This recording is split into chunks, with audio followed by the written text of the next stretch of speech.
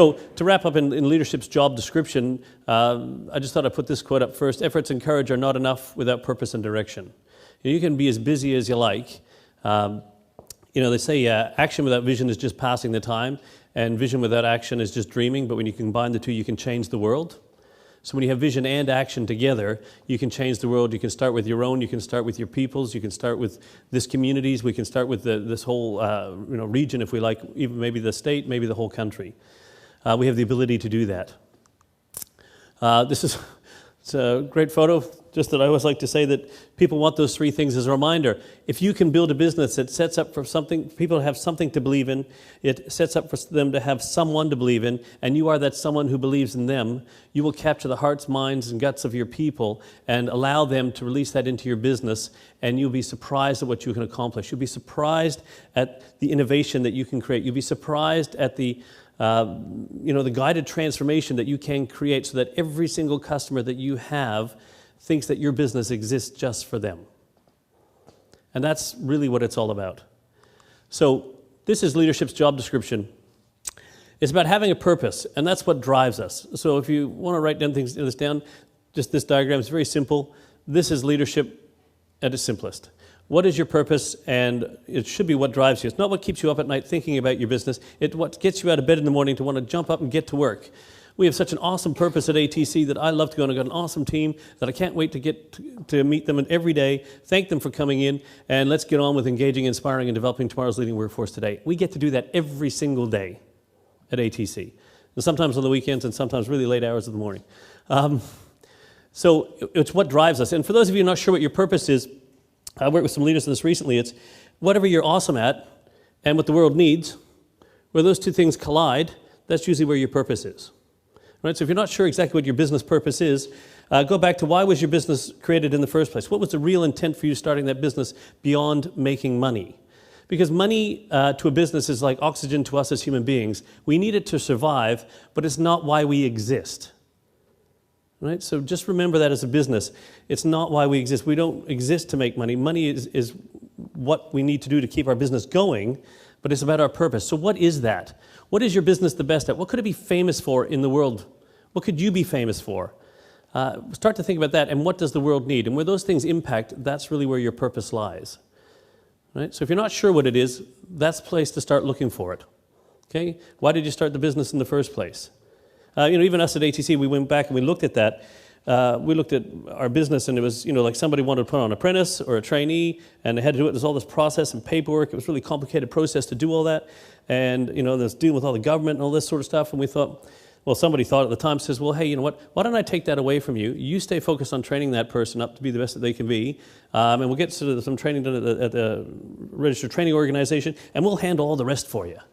And that's kind of how it was started. In a sense of group training, if you like. And then if you don't have work for them, we can move them to this person, to that person, and that person. So when we discovered what ATC's true purpose was, we just went back to that. Why did our industry start? Why did our business start? What does the world need? Well, we want quality outcomes. We want to have outstanding tradespeople. The higher the quality of the tradespersons that come into this through an apprenticeship, or trainees that get their certificates to go into workforce, or allows people to start their own businesses, the better off our community will be. So that's what the world needs, is really qualified people who know what they're doing, who can make great things happen. And we know what we're awesome at, so we thought that's where it is. We engage, we inspire, and we develop tomorrow's leading workforce today. And that's how we discovered our purpose. So if you're not sure what yours is and what drives you, that's where you can start. Otherwise, come talk to us and we'll see if we can help you find it out. So once you have your purpose, then you need to know what your values are, what guides you. We had a lot of talk today about values. Values are your common language. It's the stuff that you use to make the decisions. It's your prime decision-making filter for your business. What is it that you value? And get very clear on it, and what your core values are. I mean, Ken's presentation was fantastic. The STARS, I love acronyms. If you know me, I'm an acronomaniac. All right, hi, my name's Dave. I like acronyms. I try to get them for everything. It's just how my brain remembers things. But be very clear on what your core values of your business are. Right? Very clear how you define it. So it's great to say you value quality, but what does quality mean to you? And could everybody in your organization tell you what quality means in the same definition? Because if we have all some different definitions of the word quality, then we're in trouble. We don't have a common language. So like solidarity, if I went to people in the city, they'd be able to say, well, this is what solidarity means. It wouldn't be your definition, your definition, your definition. This is what the city's definition of solidarity is. So get those things clear. And then we make decisions through those, because those values are what's going to drive our behavior. Those are the things that start to form the attitudes of our organization that we need to have. And that's all done through leadership. So we've got a purpose that drives us. I know I get up to go to work every day today. I've got some values now in place that are going to guide me through my day and allow the team to be empowered and innovation and all this cool stuff we were talking about before. So we can create the guided transformation. And then with that, if we were fulfilling our purpose properly, and we did it through this really cool set of core values, so we knew how to behave as an organization, what would the world look like if we were doing that? And that's what we want to understand next, is that's what a vision really is. You can have a vision, but what does the world really look like? I'm working with Todd, who's not back yet. He's hopefully going to get back in time. When they looked at their new purpose that they discovered this past weekend, which is, remember if I can remember, inspiring design for a brighter future through glass. Nancy, I got that right? You beauty, thank you. That if they did that, and they're through the core values, what would the world look like? And what they discovered in that process is, imagine if glass was the first choice for building materials. Because of its building properties, its energy efficiency, its obviously design feature, look cool. So if we really fulfilled our purpose and inspired design for a brighter future through glass, what would the world look like? Well, more people would be using glass in building their homes or their offices and stuff like that in really cool feature ways that would reduce energy, save energy efficiency and all that sort of stuff. People would need to buy more glass. And guess what they'd have to do? Produce more glass. So when you actually know what the world's going to look like when you're fulfilling your purpose through your core values, it's a pretty cool thing to see that, wow, imagine what we could create, what the world would look like if we were doing that. I can only imagine what the city is going to look like when the city has embraced all these core values and like to a level, and they're living to that vision. I think what a fantastic, we have an awesome city running, like administration-wise. We've got a fantastic place to live. We've got amazing businesses here. All this cool shit's happening. We'll have that vibrant economy that we want if people are leading through this.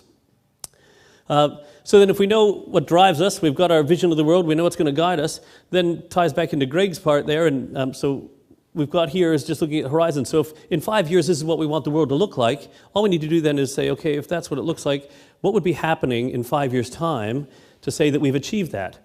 And we just lay out the organizational strategy from that, and then work our way down, okay, in 4 years, 3 years, 2 years, 1 year, then I know exactly, if I know in 1 year now, based on where I want to be, I just have to work on doing this. I don't have to get so bogged down and worrying about that, because I've already built, started with the end result in mind and worked my way back to here. I know I'm getting up, I know what's going to guide me, I've already looked at what the future looks like, I've worked my way back, and I just need to take a step forward every day and work with my team. So you can take all this information and pull it right back into a really simple process like this that allows you to stay focused on just what I need to do over the next 12 months, because it's all created a sense of unity and alignment to where you're going and why you want to get there. And that's your job as a leader. That's all you need to do. And then when Greg was talking about your value, if you stay focused on this and allow your business to grow, then it does become a greater asset, if you like, for those people who want to sell their business. As I talk to the team at ATC, if you imagine the core operation of our business, it should happen or grow organically whether I'm there or not. As a leader, what my job is to do is to add value to that. So when I'm there, I'm adding value, or the team will tell you causing trouble. Okay, creating more work and other cool things for us to do.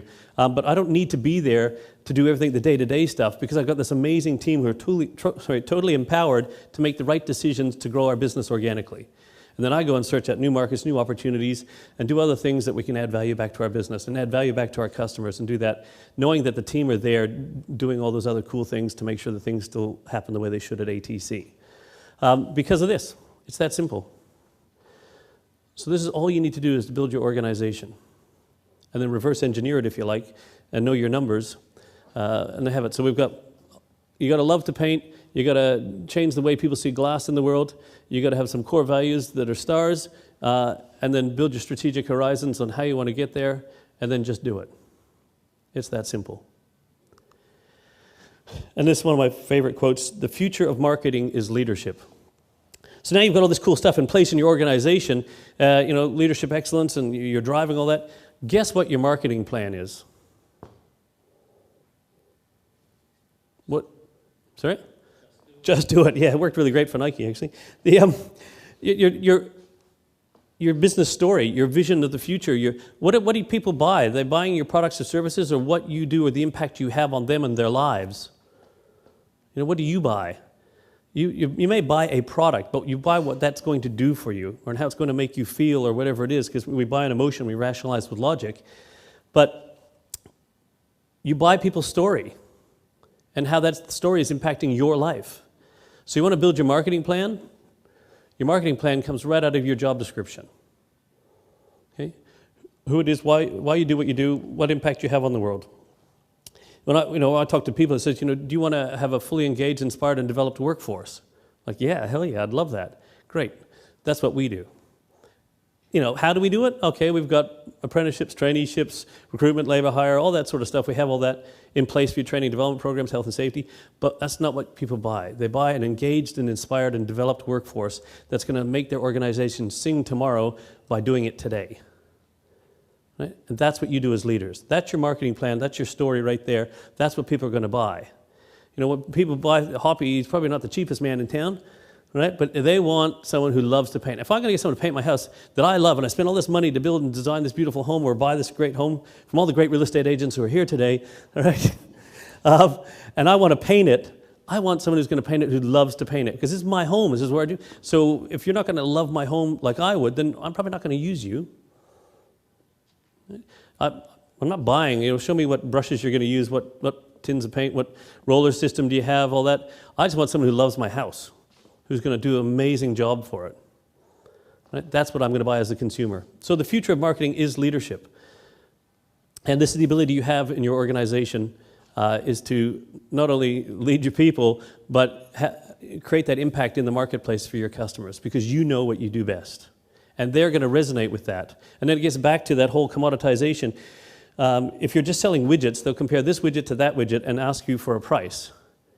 But if you're selling the impact that you have on their lives, or the impact you have on the community, or anything like that, they're going to pay a premium for that, because it's value.